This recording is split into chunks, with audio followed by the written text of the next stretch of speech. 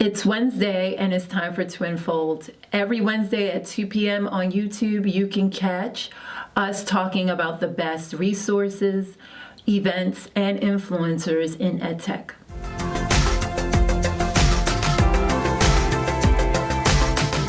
And this is your show, so sound off using the hashtag TwinfoldChat and let us know what you think. We can be reached on Facebook, Twitter, and Instagram at FP Global. In our surround sound segment, we highlight events that are occurring in the EdTech space. Today we're highlighting the Global Education Skills Forum, which takes place every March in Dubai. And it brings together people from around the world, specifically teachers, principals, and leaders in the EdTech space to discuss different innovative ways on educating youth using technology. So that leads us to our poll question today. What apps do you use to mobilize your community, school, or church? Leave your comments in the comment section below using hashtag TwinfoldChat. And we will share some of your comments in a few days. This is Usa and Asa Blake of Twinfold. We welcome you to this particular episode, which we're very, very excited to give to you today. We have Leah Clapman and Elis Estrada of PBS Newshour. And they do programming that focuses on education with youth. So we would like to welcome them to Twinfold. Thank you so much. Thank you so much for agreeing to interview with us today. We first learned about what you were doing at South by Southwest EDU. So I would say construct them in a way where they know what news is real and what is fake and where they can And we were completely excited about a lot of the programming you have going on. Could you explain to our viewers what exactly you do? Sure. So PBS Newshour Student Reporting Labs is a program in which we work with schools, teachers, and after-school programs to build the next generation of public media journalists. So we train teachers to teach video journalism, and we also provide resources that students can refer to build up their production skills and their editorial skills and their storytelling skills.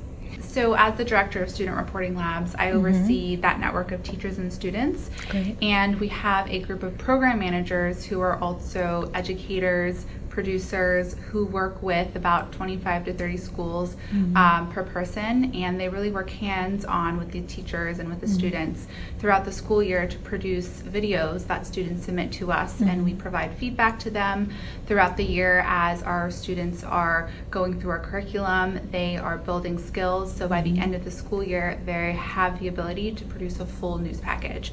So our program managers are really the ones on the ground working with students to get them to teach them how to communicate those stories that they find in their communities. And what kind of impact would you say are you having with the students and with their communities? So I think there's a lot of levels of impact. There's the national impact. So we're part of the PBS Newshour, which is our public broadcasting nightly newscast. And we have had over 30 stories that were produced by teenagers on the PBS Newshour. The series is called New Americans: Migration, Identity, and Community Through the Eyes of Teenagers. And then we also see impact on the school level. So the whole community has a sense of pride when they see their student work celebrated in this way. We've had tune-in parties. We've seen parents and teachers and local, the mayor of the city, school administrators, especially on social media, really promote the student work and celebrate it, which is great. And then we also see impact on the individual level, where students who might have been shy or who, they're still shy, but they have found an outlet through telling stories to be able to speak out. We also see students who might not be good test takers, who don't traditionally perform well academically, find a way to be on a team because maybe they are really great with a camera, or maybe they are really good in front of a computer and the editing process. And so they're able to contribute in ways that they wouldn't ordinarily, and to be recognized in ways that they wouldn't be on a test or a paper that they've handed in just to their teacher.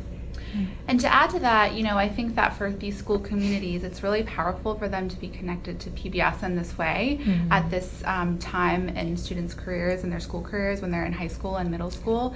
And the stories that they're producing, they have an audience in mind. And so for them to really know that their voice matters and that they're being listened to, I think is powerful for them.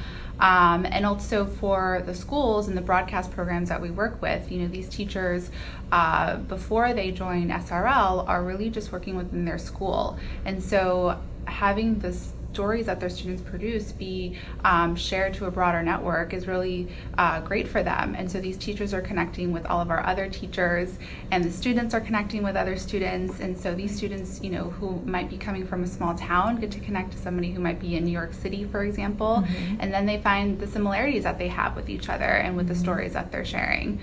So that's also another level of impact in the social connections that these kids and these teachers are making. The other thing I just add is the skills that they are learning are highly marketable. Yes. I mean, with the way that industries and businesses and different economic activities are trending, you want to be able to tell your story as a business, as an entrepreneur, whatever you're doing, whether it's in the arts or whether it's in community development, you want to be able to produce a video that really connects with people and draws them in. So these skills that our students are building are really career skills, no matter what, industry or what they want to do with the rest of their lives. If they're able to tell stories and tell them well in video production, and I think have the basis of what we call in public media, it's our public service journalism, kind of telling community stories and stories that are important and that matter. That's a real marketable skill, and it really helps them with the rest of their career and the rest of the way that they look at their adult life. Right. Your discussion of impact has been completely fascinating, especially when you're talking about connecting people from small towns to big cities. For our global viewers, how has your programming reached them? How do you have programming on a global scale? Well, so most recently, we have been working with a youth media practitioner who is working with kids in the Philippines. And so she is somebody who had been working at a local PBS station in Philadelphia, WHYY, and she's from the Philippines. And she is a documentary filmmaker as well, and wanted to see if she could work with students in the Philippines to produce a story. And she thought connecting them to Student Reporting Labs would be the perfect outlet for them. So they understood that they were producing something for a purpose, or with a purpose. And so we had connected her to one of our program managers who has been working with a group of students over the past year to produce a story about the education system in the Philippines.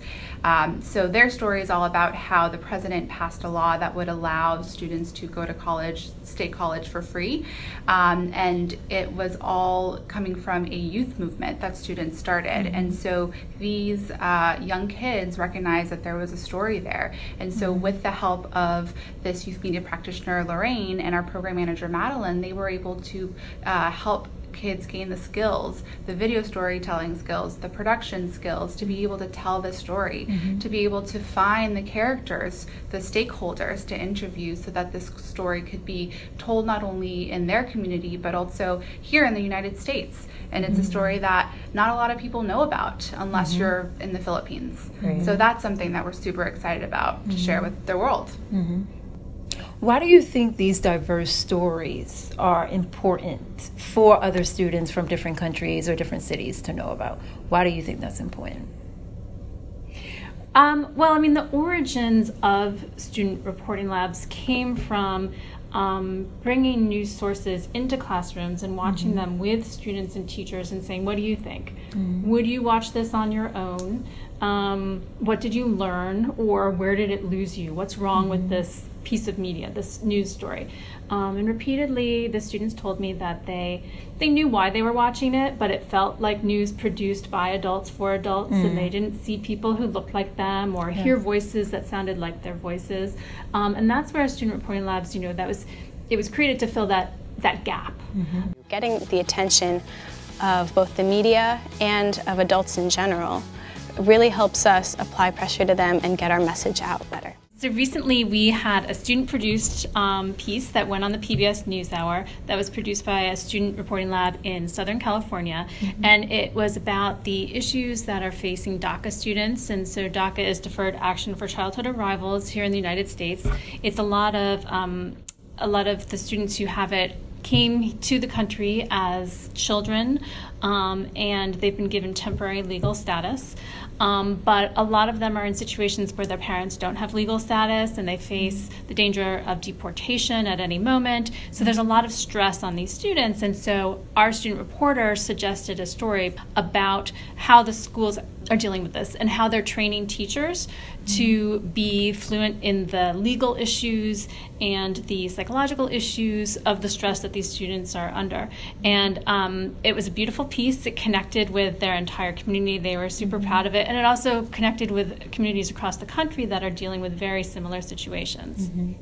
When we were working with the students at Northview High School in Southern California, we also worked with them on another story where they came to Washington, D.C. to report on the March for Our Lives. Students from all across the nation are marching today to say that schools need to be a safer place. But what makes a school safe varies from community to community, student to student. And the story that they came to us with is that they wanted to see a story about the youth of color who were not necessarily being represented in this conversation. And so they, again, had this outlet, Student Reporting Labs, to come to us and say, we want to make this happen. Can you help us? What we really pride ourselves in is having the ability to be so connected to this industry, to this journalism industry, the media industry, where we can identify these amazing students who are so passionate about what they're doing and say, we can help you. We can help you get into that journalism program that you really are a good fit for. So we can build those diversity pipelines